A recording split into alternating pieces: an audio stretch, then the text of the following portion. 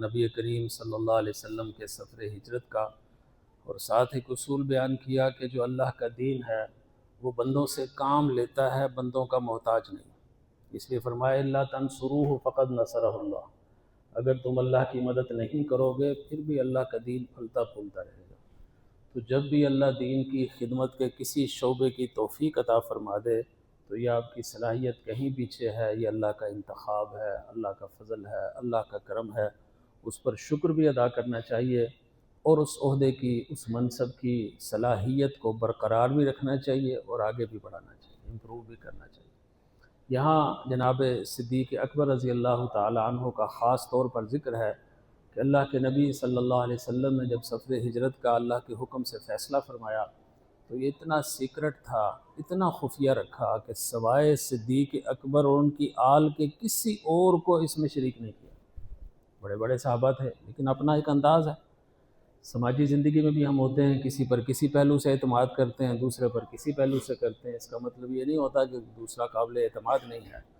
حضرت عائشہ رضی اللہ تعالیٰ عنہ کی طویل روایت ہے جو بخاری میں آئی، جس میں وہ فرماتی ہیں کہ اس طرح حضور صلی اللہ علیہ وسلم ہمارے گھر تشریف لاتے اور آپس میں مشاورت ہوتی۔ یہ تو پتہ تھا کہ ہجرت ہونی ہے، اللہ کی طرف سے اشارات مل رہے تھے، اذن نہیں تھا ابھی۔ جب یہ آیت نازل ہوئی اس کے کم بیش تو اب اذن ہو گیا، اور حضور اکرم صلی اللہ علیہ وسلم ہمارے گھر تشریف لائے، اور جناب ابو بکر کو فرمایا کہ اللہ نے ہجرت کا حکم عطا کر دیا ہے، اب ہم نے نکلنا ہے۔ تو حضرت ابو بکر نے فرمایا کہ کیا میں بھی آپ کے ساتھ ہوں گا؟ اللہ اکبر۔ اس سے یہ بھی پتہ چلا کہ حضور صلی اللہ علیہ وسلم نے ابو بکر کو اعتماد میں لیا، ان کے گھر کو اعتماد میں لیا، کیونکہ ایک گھر سے دوسرے گھر میں بات جاتی تو بات پھیل جاتی، قبل از وقت افشا ہو جاتا، سارا مسئلہ ہو جاتا۔ اتنا سیکرٹ رکھا کہ صدیق اکبر کو معاملات کا پتہ تھا، یہ بھی نہیں پتہ تھا کہ میں حضور کے ساتھ جاؤں گا کہ نہیں جاؤں گا۔ اللہ، ہم جناب وہ کبھی ممبر پر، کبھی تقریروں میں دعوے کرتے ہم یہ کر دیں گے، ہم وہ کر دیں گے۔ تو جو قیادت ہوتی ہے وہ باصلاحیت بھی ہوتی ہے، رازدار بھی ہوتی ہے، کام لینا بھی جانتی ہے، کس وقت کون سی بات کتنی کس کو کہنی، یہ صلاحیتوں کا امتحان ہوتا ہے۔ ہمارے ہاں بولنا، طویل بولنا فن بن گیا ہے۔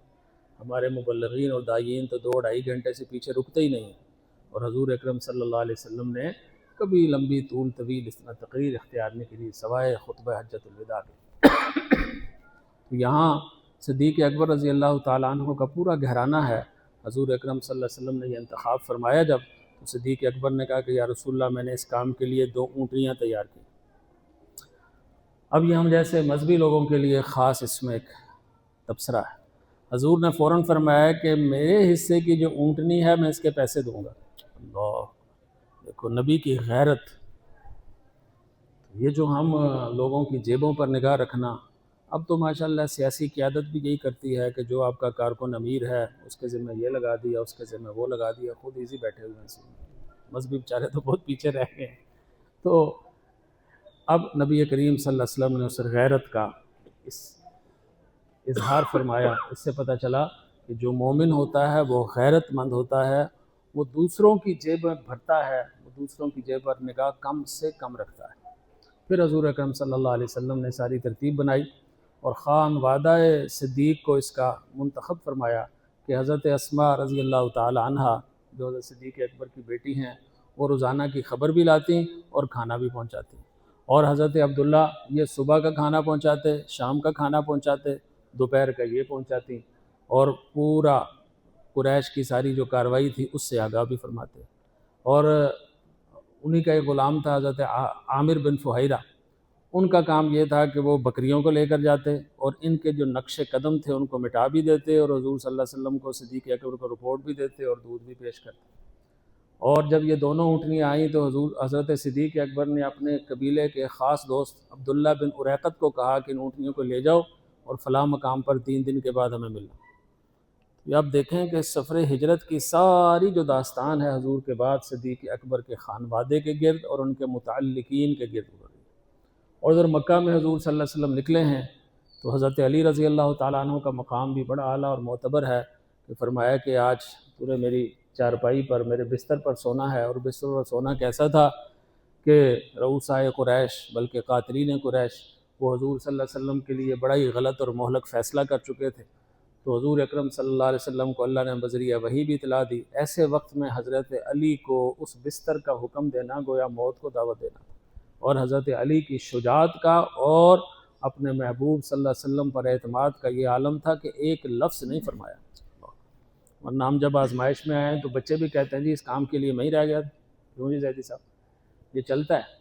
تو یہاں صدیق اکبر رضی اللہ تعالیٰ عنہ کو اللہ نے ادھر اور ادھر حضرت علی رضی اللہ عنہ، اور کہنے والوں نے کہا کہ دونوں کے انداز ہیں۔ جو محمد کی امانتیں تھیں ان کے نگہبان حضرت علی بنے، اور جو اللہ کی امانت تھی محمد رسول اللہ اس کے نگہبان ظاہری وہ صدیق اکبر رضی اللہ تعالیٰ عنہ۔ نگہبان سے مراد ہے کہ ساتھ چلنے والے۔ تو یہ انداز ہوا جب وہاں پہنچے ہیں اور پھر رہے ہیں، تو وہاں کا بھی عجیب انداز ہے کہ صدیق اکبر پہلے جا کے غار میں اس کو صاف کرتے ہیں۔ اس سے پتہ چلا کہ آداب کیا ہیں بڑوں کے، کہ ان کے لیے اہتمام کیا جائے، اتنا ایک اہتمام ہو کہ دوسرے کی عزت اور تکریم محسوس ہو۔ تو نبی کریم صلی اللہ علیہ وسلم کے لیے وہ جگہ تیار کی، پھر آپ تشریف لے گئے اور حضور اکرم صلی اللہ علیہ وسلم وہاں پہنچے، اور آگے داستانیں ہیں، اس کے اندر ضعیف روایتیں بھی ہیں، کچھ دوسری روایتیں بھی ہیں۔ بہرحال حضور اکرم صلی اللہ علیہ وسلم وہاں 3 دن کم و بیش رہے۔ ایک وقت ایسا آیا کہ بڑی سخت آزمائش آ گئی کہ اگر وہ نیچے دیکھ لیتے تو غار پر نگاہ پڑتی، تو ایسے میں صدیق اکبر رضی اللہ تعالیٰ عنہ کا دل دھڑکنے لگا۔ تو حضور اکرم صلی اللہ علیہ وسلم نے جملہ ارشاد فرمایا کہ صدیق، ان 2 بندوں کا کیا عالم ہوگا کہ جن کے ساتھ تیسری ذات ذات الہی ہو۔ اللہ اکبر۔ اس موقع پر یہ آیت آئی، ثانی اثنین اذ ہما فی الغار اذ یقول لصاحبہ، کہ تم 2 میں سے دوسرا تھا وہ صدیق اکبر، اور تم غار میں تھے، لصاحبہ وہ آپ کے صاحب ہیں، حضور اکرم صلی اللہ علیہ وسلم صاحب ہیں اور یہ ان کے ساتھی۔ ایسے موقع پر جب یہ ارشاد فرمایا حضور نے، تو اللہ کی طرف سے آیا لا تحزن، غم نہ کر، ان اللہ معنا، اللہ ہمارے ساتھ۔ قرآن کی ایک آیت کی طرف میں اشارہ کروں گا کہ حضرت موسیٰ علیہ السلام نے بنی اسرائیل کے لیے بڑی قربانیاں دی، کس طرح انہیں فرعون سے نجات دی، فرعون کے ساتھ مکالمہ ہے، گفتگو ہے، مناظرہ ہے، اور پھر میدان ہے جادوگروں کا، وہاں کس طرح شکست دی ہے ان کو، اور سارے مراحل سے گزر کر جب اپنی قوم کو لے کر چلے ہیں نجات کے لیے، آخری سفر کے لیے کہ تم اس کے شکنجے سے نکل رہے ہو، فلما تراءى الجمعان، جب قوم کو لے کر گئے ہیں اور قوم نے دیکھا ہے کہ ہم آگے ہیں اور پیچھے فرعون کا لشکر آ رہا ہے اور آگے سمندر ہے، تو ان کا تبصرہ بڑا عجیب تھا۔ فلما تراءى الجمعان قال اصحاب موسیٰ انا لمدرکون، تو موسیٰ کے ساتھیوں نے کہا کہ تم نے ہمیں مروا دیا، پھڑوا دیا، سب پھڑے جان گے، انا لمدرکون۔ تو اب حضرت موسیٰ علیہ السلام کو بھی جلال آیا کہ تم نے نصرت الہی کا اس وقت انکار کیا، اور اس وقت تم نے یہ جملے کہے، کہا کلا ان معی ربی سیہدین، کیا فرمایا کہ میرا رب میرے ساتھ مجھے راستہ دکھائے گا، میرے لیے وہ نیا راستہ کر، ان معی ربی، یہ نہیں فرمایا تمہارے ساتھ ہے، کیونکہ تم نے یہ کمنٹ کر کے اپنے آپ کو نصرت الہی سے محروم کر دیا۔ تو اصحاب موسیٰ کا یہ حال ہے کہ موسیٰ علیہ السلام فرماتے ان معی ربی سیہدین، اور اصحاب محمد کا یہ حال ہے کہ لا تحزن ان اللہ معنا صلی اللہ علیہ وسلم۔ تو یہ اپنی اپنی تربیت کے انداز ہیں، اس لیے صدیق اکبر رضی اللہ تعالی عنہ کا معاملہ دیگر تمام صحابہ سے مختلف ہے، اور مخالفین بھی اس بات کو ماننے پر مجبور ہیں کہ غار میں سوائے صدیق اکبر کے اور کوئی نہیں تھا۔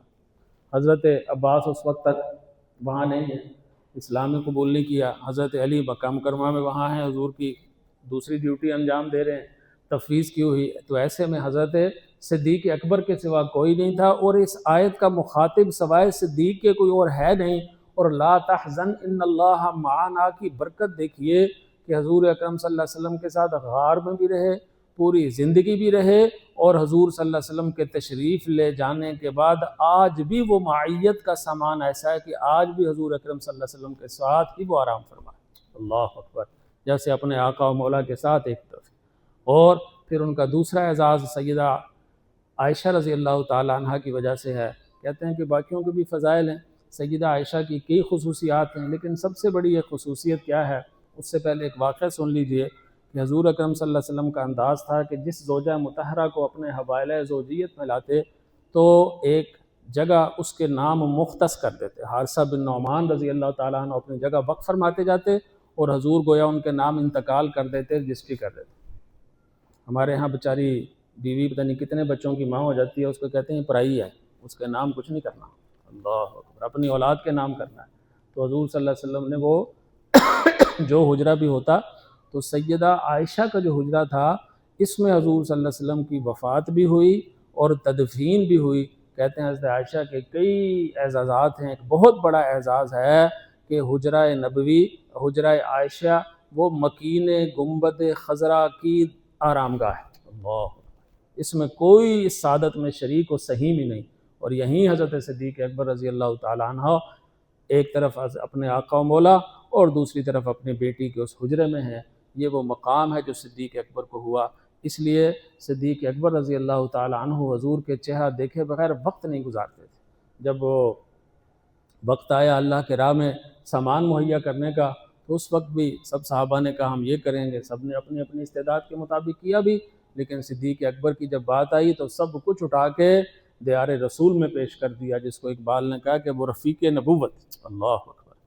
اور مولانا تقی امینی اور اس طرح کے بزرگ کہتے ہیں کہ مزاج شناس رسول، اللہ، کہ حضور کی اس وقت کیا رائے ہو سکتی ہے، وہ صدیق اکبر سب سے زیادہ واقف تھے مزاج نبوت سے۔ تو پھر کو کہا پروانے کو چراغ، بلبل کو پھول بس، اور صدیق کے لیے ہے خدا کا رسول بس۔ اس لیے صدیق اکبر کی صحابیت کا انکار نص قرآنی کا انکار بن جاتا ہے، اور نص قرآنی کے انکار سے کوئی بندہ مسلمان یا مومن نہیں رہتا۔ اس لیے تمام صحابہ کا اپنا مرتبہ ہے، لیکن صدیق اکبر کا مکان سب سے زیادہ ہے۔ انعم اللہ علیہ من النبیین، اللہ نے جن کو ہدایت دی، جن پر انعامات کیے، ان میں سب سے پہلا مرتبہ نبیوں کا ہے۔ اس کے بعد والصدیقین، صدیقین سے مراد تمام صحابہ ہیں، اور صدیق اکبر سے مراد صدیق اکبر حضرت ابوبکر رضی اللہ تعالیٰ عنہ ہیں۔ اس لیے ان کے ایمان پر شک کرنا، اپنے ایمان کو ختم کرنا، اپنے ایمان کو ضائع کرنا ہے۔ صحابہ کرام ان کی عظمت سے واقف تھے، اور یہ رفیق نبوت کی غار کی رفاقت سے واقف تھے۔ اس لیے ایک دفعہ حضرت عمر رضی اللہ تعالیٰ عنہ نے فرمایا، ابو بکر میری زندگی کی پوری نیکیاں لے لو اور 3 دن کی ان راتوں کا اجر میرے نام کر دو جو تم نے حضور اکرم صلی اللہ علیہ وسلم کے ساتھ گزاری۔ تو اس سے پتہ چلتا ہے کہ آپ کا مقام کیا تھا، آپ کی عظمت کیا تھی۔ اللہ تعالیٰ ہمیں اس کا احساس عطا فرمائے۔ اور صدیق اکبر کا مزاج اتنا نبی صلی اللہ علیہ وسلم کے مزاج کے ساتھ ملتا تھا کہ بقیوں کو دلیل دینی پڑی ہے، یا لوگوں نے دیکھا ہے، گھر کے لوگوں نے، وہ تو دیکھ رہے تھے، جو باہر کے لوگ تھے ہر کسی کو کچھ نہ کچھ دلیل دینی پڑی۔ لیکن صدیق اکبر کو جب حضور صلی اللہ علیہ وسلم نے دعوت دی تو گویا وہ بےتاب تھے کہ اس دعوت کو، ان کے اندر کی آواز تھی، انہوں نے بغیر کسی دلیل کے اس کو فوراً قبول کیا۔ اور کہتے ہیں وہیں سے اللہ نے ان کا نام گویا صدیق رکھ دیا تھا۔ معراج کے بعد تو بعد کی بات ہے۔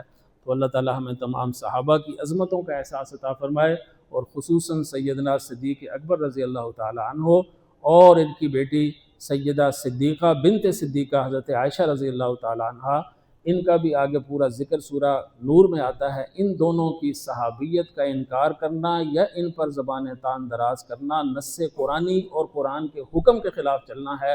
ایسا کرنے والوں کے ایمان کو ایسا تبصرہ منفی کرنے والوں کو اپنے ایمان کی خیر منانی چاہیے۔ اللہ ہمیں صحابہ کے مقام، صحابہ کی عظیمتوں، صحابہ کی قربانیوں کا احساس عطا فرمائے، اور اللہ تعالیٰ اس رفیقان نبوت کی جماعت کے